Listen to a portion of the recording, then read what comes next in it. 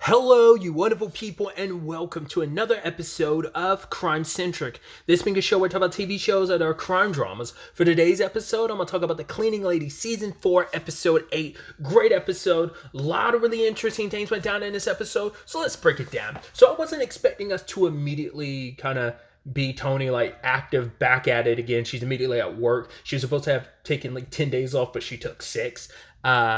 But yeah, DuPont, gotta give it up to him because he's got Tony's back. I mean, he's obviously being yo, I know someone you could reach out to for women who are in very complicated circumstances. But Tony's no, it's not like that. But it's once again, he made it perfectly clear where he's still last episode on this situation because of his, he's coming into this with his own personal situation of his sister was in this situation and he likes Tony and wants her to be safe. Good guy, DuPont, even though he can be a dick, but he's a good guy.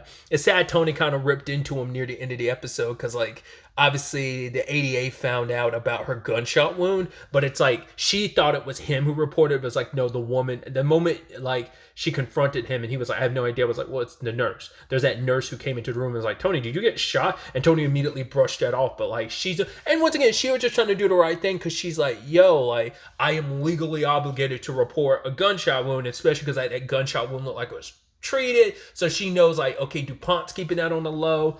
But it's I think she was just doing the right thing because it's probably yo, you're a doctor I work with. I just want to make sure you're okay. Something's going. There might be some bad stuff going on. I think there's nothing malicious behind it. It's just yo, I'm just doing my job and what I'm supposed to do. But we're also picking up with the element of there's two folds. Jorge has made his assault on the Heller family, and he blew up one of their buildings. We saw a lot of the victims caught up in it. We don't know what the death toll was. We just saw a crap ton of people who were hurt because of it at Tony's hospital. So it is ironic that your husband is causing all this devastation and you have to be the one that mends that situation. It is kind of effed up and ironic in that regard. But, Jorge's making it perfectly clear. It's you give me back what you stole from me last episode. You also killed my men. You shot my wife. Dude, we have issues. So you give me back what I don't know what you're talking about. As fine, you want to go to war? Go to war. Next time we're talking, it's going to be after I blow up another one of your buildings. So that's the interesting thing because him and Heller, it's that new money versus old money type of conversation because he's the problem is your family hasn't had to bleed for their money in over 100 years. And Sam's don't get it twisted. I had to fight. I had to earn my money. Just because it was in my family didn't mean I didn't have to fight for it. It wasn't easy come, easy go type of situation. So don't get that twisted. But it becomes that situation of who had to fight harder in their desperate situations, Jorge or Sam. So, obviously you kind of assume more so Jorge, but Sam's probably no. My circumstances probably a little more vicious than you estimate. When we're talking about the amount of money in my family, I had to fight tooth and nail to get it. What he had to do it, I don't know if that's I killed some family members, killed my dad type of thing. Who knows? So, obviously, we know very little about Sam. I didn't bring this up last episode, but that actor, I've seen him in so many things. I'm trying to, he's one of those actors that, not always, but often than not, he does get typecast as in more villainous roles. I'm familiar with him in. I think there's one role where he wasn't a bad guy. He was just a regular dad. I just can't remember what the show was, where he was just a regular dad trying to help out his child. I don't remember. Either way, tangents and all that aside. But the other angle to this episode, aside from Jorge dealing with all of that, got Ramona still whispering in his ear, continuing to be the devil on his shoulder, is Tony looking into the whole Vanessa's death thing, because it's I know there's something to this. It's so interesting too, because unprompted, all of this is making Jorge think about Vanessa, because the way they framed it always made it seem like Jorge started the mining thing because of Vanessa. Maybe they clarified that in the past and I just didn't remember. But this episode, it was no, she's the one that bought the mining rights and stuff like that because she wanted it to be Jorge's out. We knew that contextually, but now it's added context of, oh no, she is the one to put the money forth to do all that. And so it's not just like, oh, this is his dream enacted to do right by her. It's like, no, this was kind of her dream for him and her. And so that's why he's so desperate. It's not just, oh my God, this was supposed to be my way out from why I didn't. It's the twofold of, not only did my wife set this forward and this was going to be our big dream going forward, especially for her, me, and Violetta, it was also the aspect of this would have been my opportunity to get out, but she died before I could get out, so I owe it to her to see this through. But it's even more so because this was her dream. This wasn't just like a dream he concocted for her sake. She concocted it for his sake. So it adds that, even like it was already layered, and now you add that extra layer to it. Like I said, maybe that was, I never feel like they ever had that context, that it was more so Vanessa's dream, like why he's even more invested in it, because it's not for Vanessa, even though it was Vanessa who started it. So like, that's why you're even more emotionally attached to it. I'm kind of going at like, running in circles with that. But like I said, I think that's such an important detail that like I said, I could be mistaken, but I don't think we knew that. So he's already kind of thinking about Vanessa, and then you have Tony trying to prove it. So the one person she decides to go to is Bianca. Bianca was her best friend. When Bianca's like, hey, I didn't say anything. He's like, hey, I'm not here to hurt you. I think Vanessa was murdered, and they talk it out. And the moment she mentioned, like, yeah, there was some kind of scary lady following her, I was like, I couldn't remember her name. It came up in the episode, but Alejandra, I was like, oh my God, of course. The moment she described it, I was like, it's obviously Alejandra.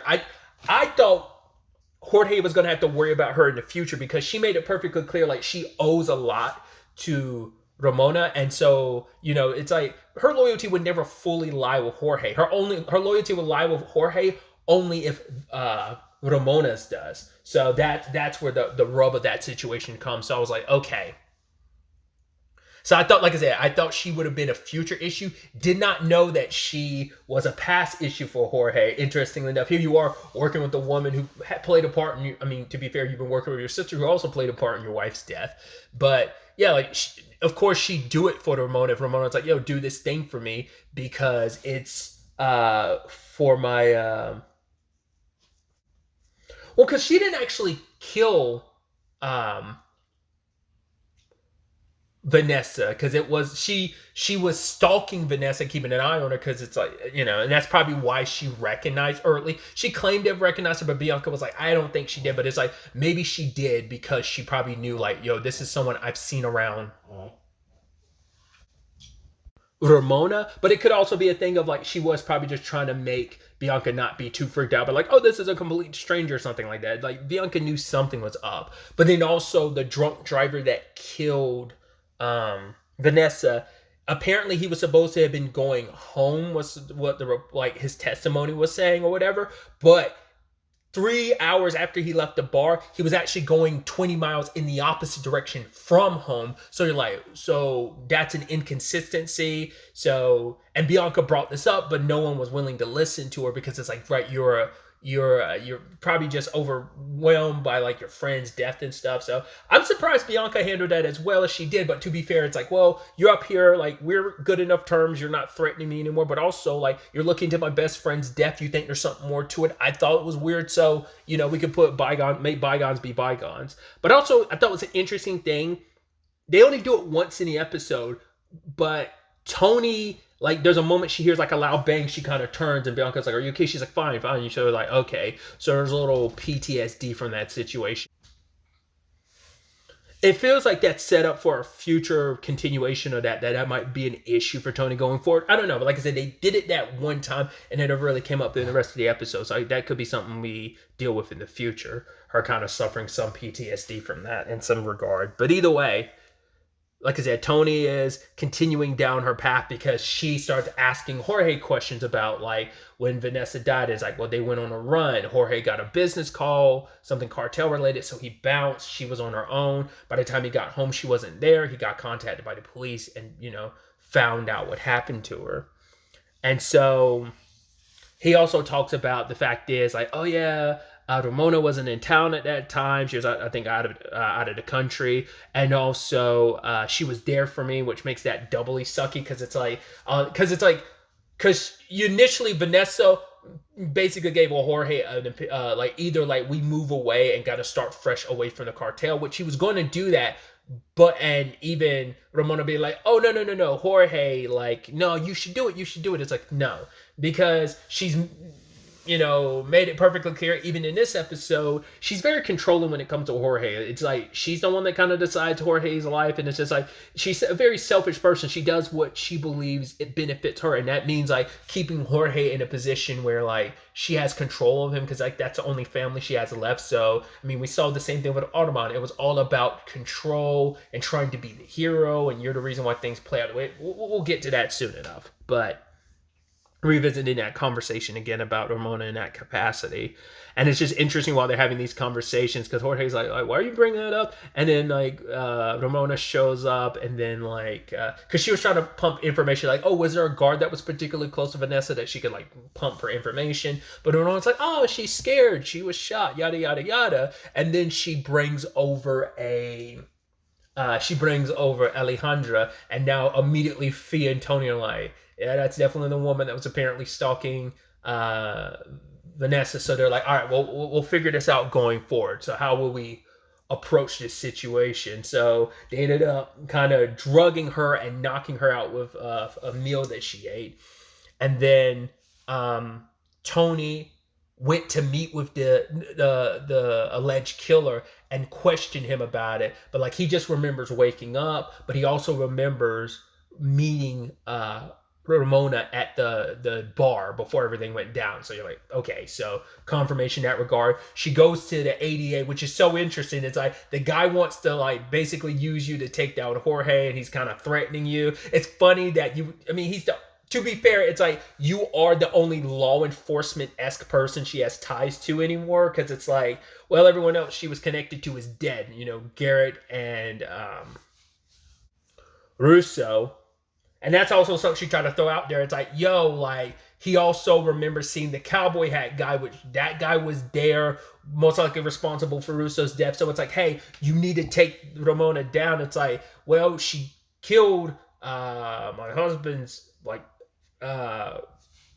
deceased wife. And also, like, it's also about protecting me, because even Fee had initially been like, do you really want to rock the boat? You and Ramona are in a good enough place after everything. But it's like, yeah, but as we see, Ramona can flip on a dime, if it benefits her, so it is a thing of, you also want to get justice for Jorge, but it is also self-preservation of like, I don't want to be around her, because eventually I might be someone that gets in her way too. And we've seen time and time and time again how Ramona deals with people who gets in the way of what she wants, and especially when it comes to Jorge. So, but sadly, the ADA's phone was tapped. And so now, like, Jorge finds out about what Tony was up to, and she wanted to wait until she had enough evidence. She didn't want to kind of break this to Jorge the way she does, and she just puts it all out there. It's like, yo, Ramona is the reason why Vanessa died, and it's like, wait, what? And then, like, putting it all together, and Jorge is just kind of like, once again, the sick and disgusting thing is, he says, like, I would not have been able to piece myself and put myself back together if it wasn't for my sister. Your sister's the one that broke you. And that's probably part of the plan to break you like that and then build you back up, and it makes you indebted to her. I mean, that's probably why Jorge has let her slide with so much of, hey, I was going to pin everything on you last season. Hey, you find out that she was making deals with the Hellers and was manipulating you. Like, every time it's always one step forward with Ramona, one step back. It's like, oh, you do something, we're kindred, we're family, we're familia, and we got each other's back. Even though you screw me over time and time again, I still believe in you, I still love you, because there will always be that fundamental thing of like, right, we're family, and no matter how much you screw me over this and that and done this, I will always hold on to the fact that you were there for me when Vanessa died. And now I find out one of the most important people in my life, you took them away from me. How that's also why Tony's doing what she's doing, because she's like, because she was describing to the guy who was the drunk driver, being like, hey, Ramona also took someone very important away from me. And it's like, yo, yeah, time for some justice for Automon, but also like, yo, throw Nadia in there too, because she deserves justice as well. And Ramona's swearing up and down that she didn't do it, and Jorge's just thinking about it, and we see like, yo, it actually was Ramona who finished her off because the car hit didn't kill her. So Ramona came over, covered her mouth and nose, and suffocated her and left. It's just like because she did say it herself, and Tony kept saying like, "Oh, I don't want to see another one of Jorge's wives die. Wife die in front of me." And it's like, yeah, because she did it herself. This situation, so that makes it even more effed up and disgusting. And so, I guess it's better than her leaving her there just to like suffer and die in pain, like ending it like that. There's some mercy in that, but it's also just like, well, you also want to make sure the job is done because you don't want to take the chance she'll survive, you know? So there's also that angle to it. So, and Jorge's just like, yo, kill her. But then Alejandra's firing. We see her get hit. I don't know if she's dead or not. We don't see her for the rest of the episode, so either she got arrested or she's dead. I don't know. But I was like, yo, is Ramona about to catch it? Because I didn't know if like Tony was going to be like, I'm going to grab the gun and I'm going to kill her so Jorge doesn't have to do it. Or, you know, obviously Tony's not going to jump at like killing somebody. But Jorge was about to, but luckily the ADA got there and Jorge still got the gun on her. But for Tony, it's like, she already took a lot from Violeta. Do not let her take away more. So, granted, he's not going to go to prison. Obviously, they're going to let a lot of that slide because the argument could be like in self-defense, she had a gun on her too. So I'm sure they'll probably they definitely let it slide because he's perfectly fine later. But yeah, it all worked out. And it's so much happening at the same time because all while that's getting figured out, that whole showdown, the cowboy dude planted the bomb in the that place. Luckily, everyone kind of got out, and Jorge kind of didn't want anyone to get caught up in a blast either. So he wanted to kind of minimize the amount of victims because I think talking to like Tony made him feel guilty about it, and it's just like, right. He's also been thinking about Vanessa, and he's like, he's doing this for Vanessa, but am I spilling blood in her name? That's kind of a sucky thing. So I'm sure all that played a part in him not wanting to like have more victims. I'd assume like that place was completely empty by the time the cowboy made the unilateral decision of blowing it up. But yeah, he's on Jorge's shit list now because it's like, oh, once again, another guy loyal to Ramona. So it's like, okay, so that guy definitely needs to be dealt with. And so Jorge's going to be trying to track him down. Ramona's right back in prison. No getting out of it this time. I mean, granted, she could always probably, because they had evidence because of what Tony unveiled. They were able to look back at it and they found that it was like the cowboy dude and Ramona were in the Vanessa killer's like car. His supposed killer, like they were seen in the car before the accident, so it adds validity to it. So no getting out of prison this time for Ramona, and then probably like Jorge's going to make it so like no, people are going to know who you are. So anyone that has beef with Sankara will have to deal with that. Like we're going to cut off your resources. You don't have the Hellers backing you, so you're on your own. And you luckily were able to kind of fend for yourself, but we'll see how long that lasts and what's going to go. Like, this was the straw that finally broke the camel's back. So Jorge's never turned, like, once again, you screwed him over. He was kind of willing to let stuff slide at the beginning of this season. Time and time again, even with the Heller thing, I'll let it slide. But now it's like, enough, fuck that. You killed my wife. You took away my daughter's, like, mother. And then you had the audacity to try and take Violeta away from me last season. And also try to be, like, almost that substitute mother for her. It's like, fuck that, you know? So, yeah. He's not going to kill her, but my biggest question was like, yo, is Ramona going to survive this season or not? I don't know. Like, we'll see how things kind of pan out by the end of the season. But Jorge is crashing out.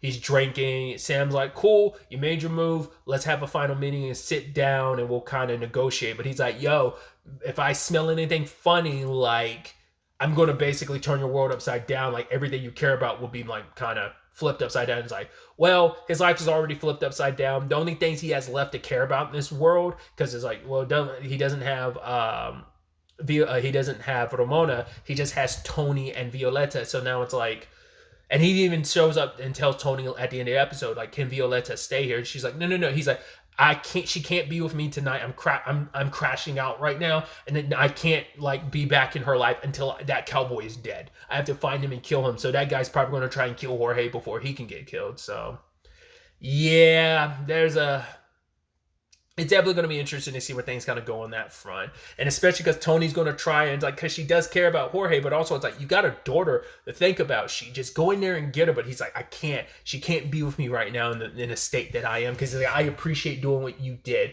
unveiling the truth like that. So, ooh, so bangs are heating up, and it's gonna be interesting considering like the mindset Jorge is in right now, because his focus is gonna be split between the whole dealings with Sam, which he's probably gonna miss that, and then things are gonna blow up. Probably gonna be almost like a repeat of, oh, Ramona was supposed to meet with Hunter and supposed to have everything settled, and it didn't work out, so they sent in a cavalry, right? Might be a similar thing. Or Jorge's mind might be so like fucked because of this whole situation that he handles that situation poorly. Who knows how that's gonna pan out and play out.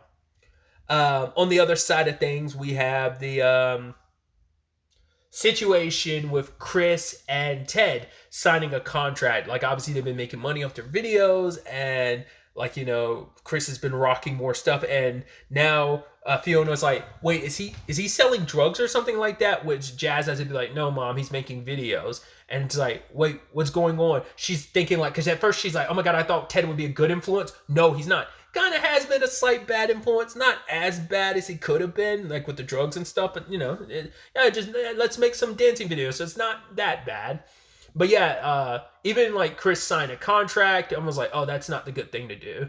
That's like, there's so many horror stories of people like putting it out there, like, be careful what contracts you sign, especially at a young age. You're coming into money, all you see are the dollar signs, and you don't realize like, yo, the fine print in this. Because even he read it, he was like, yo, you're going to take 35%? It's like, I mean, that's such a, it depends on what they're doing for you thing, but he's just like, well, you're taking 35% just for an introduction. It's like, are they properly hooking you up? Are they going through the trouble of hooking you up with the sponsors? And even if they are, it just comes down to how much legwork they're really doing for you, or are they just kind of sitting on their asses, you're pumping out the videos, and they're just always taking off, daddy gets his piece type of situation. So, but you got to appreciate her coming in clutch, being like, oh yeah, like, I'm here to talk about myself. Because he's like, oh my God, Chris, this must be your sister. She's like, oh, look at you trying to be cute. But no, we're not doing that. And it's just kind of like, in this contract, it says he's going to take like 35% for like the first 5,000 videos. It's like, okay. And she makes a point. She's like, Chris, do the Running Man. He's like, what? She's like, Running Man now. And he does it. She's recording videos. She's like, okay, cool. Now lock and pop it. And he's just like doing it. And he's like, okay. He's like, why didn't you tell me your mom is a lawyer? And she's like, oh, I'm not. I'm an independent businesswoman. He's like, that's much worse. And she's like, yeah. I love it. And she was able to get that 35% down to 10%. It's like, good on you, Faye. Because like Chris was very dismissive of his mom being like, oh, you're not going to understand it. It's like, she's a woman who runs her own business. Oh, she doesn't know anything about contract. Because I mean, her biggest concern was like, you don't know what you're really signing because you didn't look through it. You paid attention to like the first page. That's why you need a lawyer to look through that stuff to see if you don't get screwed over. Because stuff like this, that's the horror story in entertainment. People being like, oh yeah, you get signed in these terrible contracts, never knowing like, yo, how much of your money's actually getting taken from you, and what that person who's taking money from you is like, what are they really doing for you? Is it even worth it for them to get the percentage of that again? So yeah, that's just always kind of a thing to keep in mind. I mean, it ain't like it's just kids that get taken advantage of with contracts. Everyone of different ages does, but the contracts can be very predatory because it's like you need to be a lawyer to kind of read through all the legalese and that bullshit. So I don't know.